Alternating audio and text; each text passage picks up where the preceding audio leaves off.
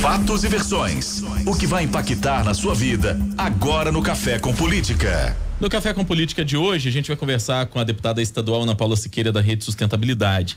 Ela é autora de um requerimento para a instalação de uma CPI para investigar a situação da mineração na Serra do Curral. Deputada, bom dia, bem-vinda mais uma vez aqui ao Café com Política. Prazer falar com a senhora. Bom dia, Rodrigo. Prazer é todo meu, satisfação e alegria estar com vocês mais uma vez. E aproveito para agradecer a presença da equipe aqui no nosso gabinete na Assembleia Legislativa de Minas. Exatamente, a gente está aproveitando que o nosso Manuel Marçal já estava aí pela Assembleia Legislativa e levou todo o nosso equipamento para facilitar o contato da deputada Ana Paula com a gente por aqui. Deputada, daqui a pouco, 9 da manhã, temos uma audiência pública que eu imagino que a senhora vai participar, é da Comissão de Minas e Energia e da Comissão de Meio Ambiente da Assembleia, para discutir justamente essa questão. Para além dessa audiência, eu pergunto em torno das expectativas da senhora. A CPI é uma solução também para que haja uma investigação profunda desse assunto que está mobilizando a opinião pública em BH?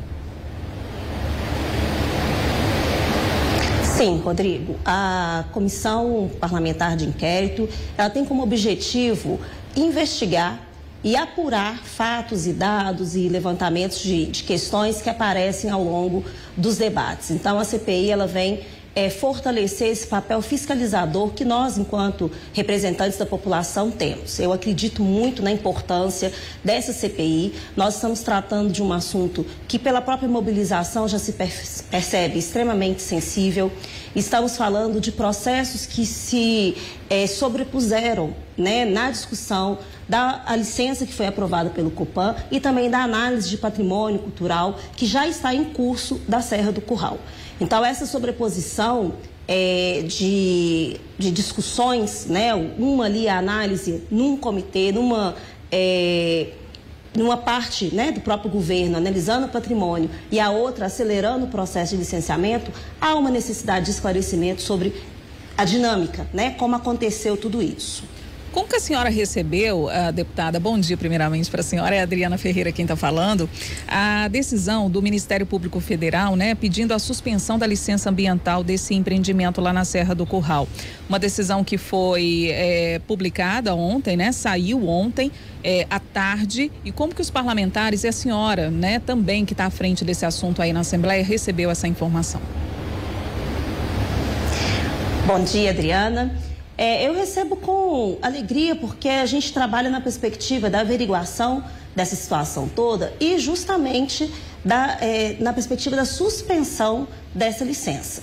Existe em curso um processo de tombamento do patrimônio da Serra do Curral. Nesse momento já poderia ter sido emitido, inclusive, segundo a legislação federal, o patrimônio, como se diz assim, provisório, né? Só por estar em curso um processo de patrimônio, por si só, já é patrimônio. Então, a suspensão ela vem nesse sentido de garantir, inclusive, a tramitação adequada e tranquila para o tombamento.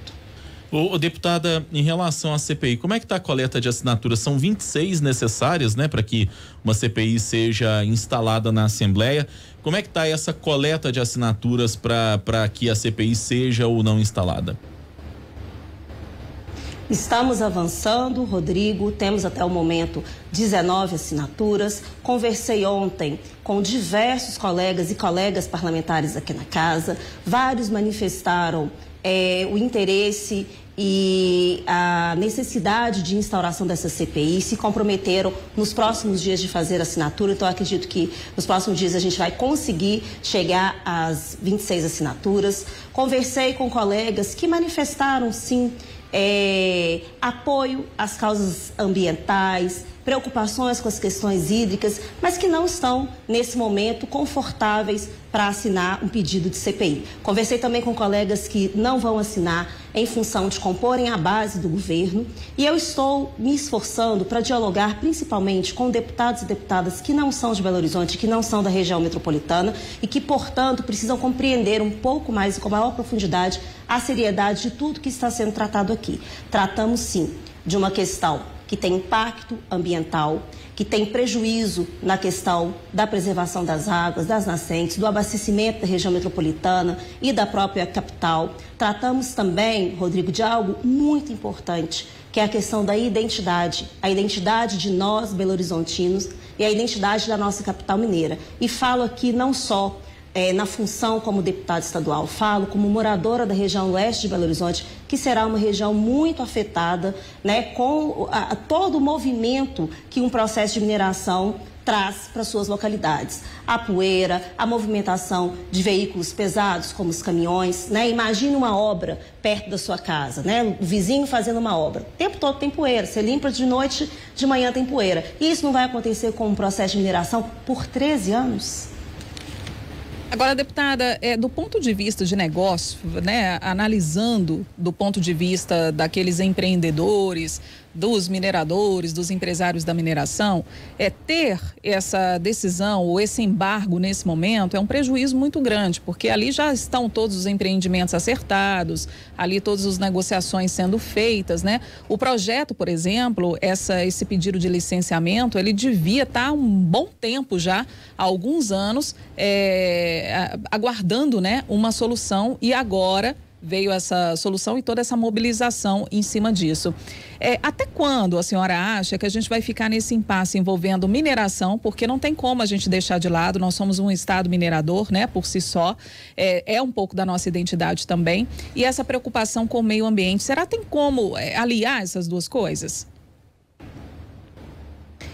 Adriana, esse é um bom desafio que, inclusive, políticas públicas eficientes podem trazer soluções, né? Nós estamos, da nossa proposta aqui, o nosso foco aqui é realmente dessa tramitação do processo de tombamento que já está em curso. Está marcado no CONEP uma avaliação para o mês de agosto. Então, são aí, 3 meses para a gente poder concluir esse processo de análise do patrimônio.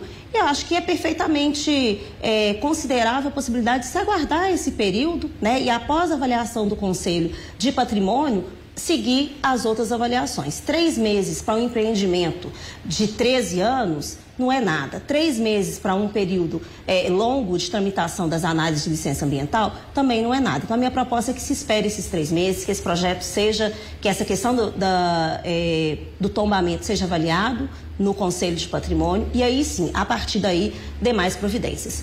Acho que a gente precisa deixar bem claro aqui que nós não estamos fazendo uma discussão contra o desenvolvimento econômico, contra a geração de emprego e renda. Nós estamos fazendo a discussão daquilo que precisa ser preservado até para que a vida possa funcionar numa boa, né? Que tenhamos aqui qualidade de vida para a nossa população. Então, esse argumento também que vem dessa política de desenvolvimento, que se não tiver degradação ambiental não tem como gerar sustento, isso também é falacioso, e a nossa identidade de Minas, que se alia única e exclusivamente a uma única forma de geração de recurso, né, e de emprego e renda, ele também não é tão verdadeiro assim. Por que nós não estamos pensando naquela própria região de fazer uma exploração de turismo, por exemplo? Aquela região é uma região muito visitada por ciclistas, por caminhantes, pessoas que exploram aquela região. Será que turismo também não é uma outra forma de economia, inclusive mais perene?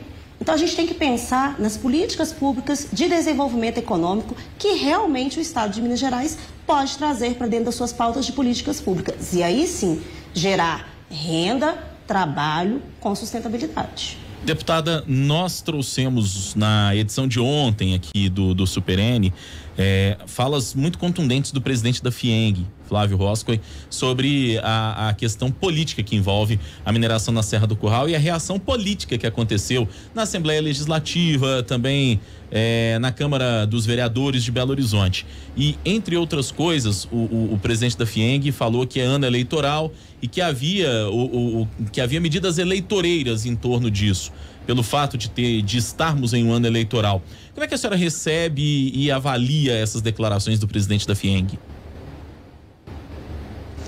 Olha, Rodrigo, eu conheço o Flávio, né? Sei que ele é uma pessoa muito comprometida com o trabalho que ele desenvolve há anos, mas eu quero dizer aqui que também tentar deslegitimar algo que é legítimo, como o nosso papel de fiscalização das políticas públicas, de fiscalização daquilo que a nossa população nos cobra, não é tão correto assim, né?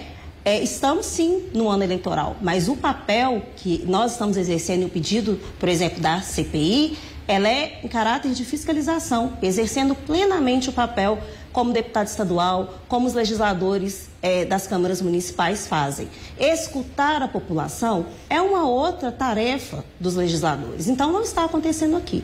Se fosse uma questão que não pudesse ser discutida no ano eleitoral, por que eles não deixaram para analisar isso no ano que vem? Ano que vem não é ano eleitoral. Poderia ter sido analisado no ano que vem. Então, eu nunca vi discutir um assassinato antes do crime acontecer. Eu nunca vi.